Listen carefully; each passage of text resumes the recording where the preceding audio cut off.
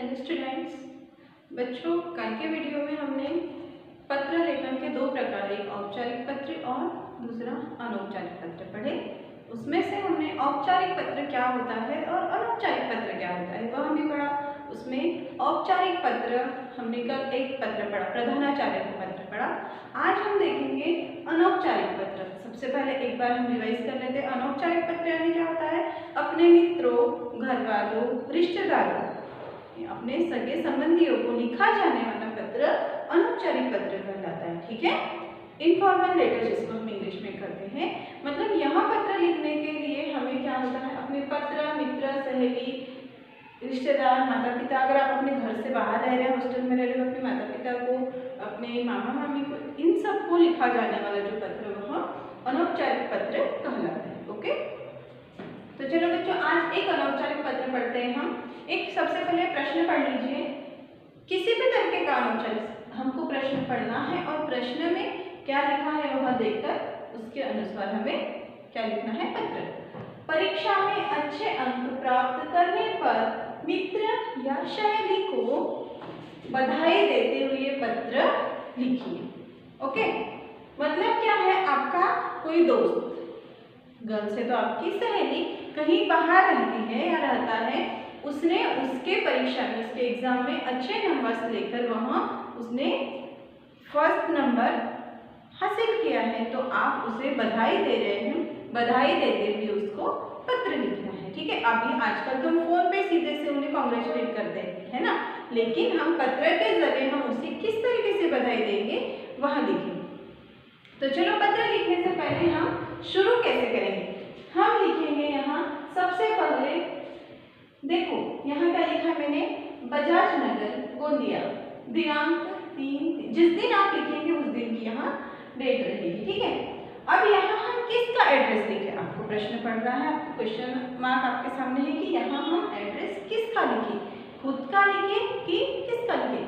तो बच्चों यहाँ जो भी पत्र लिख रहा है, जैसे आप पत्र लिख रहे हैं तो आप यहाँ अपना एड्रेस लिखेंगे। देखो मैंने यहाँ आपको लिख के दिया है पत्र लिखने वाले का पता।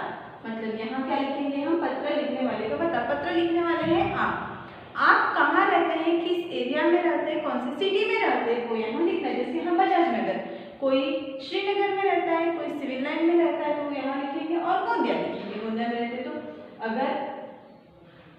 अगर क्या होगा, आप कहीं अलग रहते हैं, आप कहीं बाहर रहते हैं, दिल्ली, मुंबई, कहाँ, जहाँ पर भी आप रहते हैं, ये यहाँ वहाँ का मतलब आपका पता रहेगा, आपके घर का एड्रेस रहेगा। ठीक है, और डेट, उसके नीचे हम लिखेंगे प्रिय अजय। अगर लड़का है तो आप प्रिय अजय लिखेंगे, अगर लड़की है तो प्रिय आभा, लड़की का नाम लिखेंगे। ठीक है, प्रिय क्यों? क्योंकि वो हमारा फ्रेंड है और हम उसको चाहते हैं, वो हमारे लिए प्यारा है, अच्छा है ना, इसलिए हम यहाँ लिखेंगे प्रिय। गर्ल्स है तो आभा लिखेंगे, बॉयज है तो बॉयज का नाम लिखेंगे। ऐसा नहीं कि गर्ल्स के भी फ्रेंड बॉयज हो सकते हैं, बॉयज के भी फ्रेंड गर्ल्स हो सकते हैं, लेकिन फिर इधर आपको चेंज करना पड़ेगा। आपको यहाँ जिसका नाम लिखना है, यहाँ किसका नाम? जिसे पत्र लिखा जाए उसका पता। मतलब हम किसको पत्र लिख रहे हैं उसका पता लिखना है। ठीक है, समझ में आया? ऊपर में आपको आपका एड्रेस लिखना है, उसके थोड़ा नीचे आप जिसको पत्र लिख रहे हैं उसका पता लिखेंगे। अब नीचे हम उसके नीचे हम पत्र उसको क्यों लिख रहे हैं, किस लिए लिख रहे हैं, उसने क्या किया और हम उसे क्या बताना चाहते हैं, वह हम इस अनुच्छेद में लिखेंगे। अनुच्छेद यानी छोटा सा पैराग्राफ लिखते हैं ना हम, उसमें हम लिखेंगे कि हम पत्र क्यों लिख रहे हैं। चलो अब हम देखते हैं पत्र क्यों लिख रहे हैं, क्यों लिखना है हमें पत्र। देखो परीक्षा में उसे क्या मिले हैं? अच्छे अंक प्राप्त हुए हैं, इसलिए हम उसे बधाई दे रहे हैं। बधाई मतलब हम उसे कॉन्ग्रेचुलेट कर रहे हैं, इसलिए हम पत्र लिख रहे हैं। तो यही बात हमें यहाँ पर दोहरानी है और अच्छे तरीके से लिखनी है। ठीक है, तो देखो हम यहाँ क्या लिखा है? कल शाम तुम्हारा पत्र मिला। किसका पत्र मिला? अजय का पत्र मिला। किससे मिला? अजय का पत्र आपको मिला, आभा का पत्र आपको मिला, और उसने पत्र में लिखा और यहाँ पढ़कर बहुत खुशी हुई। पत्र में उसने क्या लिखा है? देखो उसे यहाँ खुशी हुई कि इस वर्ष तुमने विद्यालय में प्रथम स्थान प्राप्त किया है, इसीलिए तुम्हें बधाई हो। मतलब मुझे कल तुम्हारा पत्र मिला, अजय या फिर आभा, मुझे कल तुम्हारा पत्र लिखा है। वो अपने पत्र में लिख रहा है या लिख रही है, क्योंकि और उसमें मैंने पढ़ा कि तुमने इस वर्ष अपने विद्यालय में अच्छे अंक प्राप्त करके प्रथम क्रमांक हासिल किया, मतलब तुम्हें फर्स्ट नंबर मिला है। और यहाँ पढ़कर मुझे बहुत खुशी हुई। अगर आपके फ्रेंड के साथ कुछ अच्छा होगा तो आपको खुशी होगी ना, मुझे बहुत खुशी हुई, इसीलिए मैं तुम्हें बधाई हो, इसीलिए मेरी ओर से तुम्हें बधाई हो। तुम्हारी प्रतिभा, अब इसमें हम और भी कुछ ऐड कर सकते हैं, कुछ अपने मन की बातें भी इसमें लिख सकते हैं, ठीक है ना। तुम्हारी प्रतिभा और मेहनत किसी से छिपी नहीं है। अजय या फिर आभा मुझे पता है, हम सबको पता है कि तुम कितने स्मार्ट हो, कितने अच्छे हो, पढ़ाई में कितने अच्छे हो। तुम्हारी यहाँ प्रतिभा है, तुम्हारी अच्छाई और मेहनत किसी से छिपी नहीं, सबको पता है कि तुम बहुत मेहनती हो, किसी से छिपी नहीं। तुम्हें हमेशा ऐसे ही आगे बढ़ता रहे और मैं उम्मीद करता हूँ कि तुम्हें इसी तरह हमेशा आगे बढ़ते रहना है। और आगे बढ़ते रहते हुए क्या करना है, आगे बढ़ते रहना है और इसी तरह ऊंचाइयों को तुम्हें छूना है। मेरी शुभकामना सदा तुम्हारे साथ है और तुम ऐसे ही सदा आगे बढ़ते रहो, ऐसे ही सदा अच्छे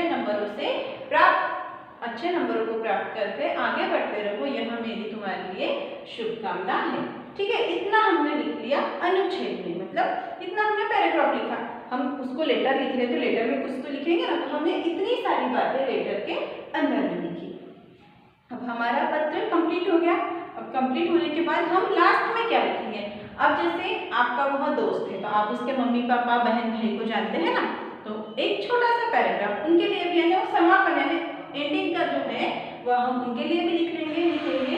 मेरी ओर से बड़ों को प्रणाम और छोटों को प्यार। मेरी ओर से तुम्हारे माता पिता को मेरा प्रणाम कहना और तुम्हारे छोटे बहन भाइयों को मेरा ढेर सारा प्यार कहना। बड़ों को प्रणाम और छोटों को प्यार, यह हो गया समापन। यहाँ ये एक फॉर्मेलिटीज के लिए अच्छा लगता है हमें पत्र में लिखने पर, इसलिए इसे भी लिखना चाहिए।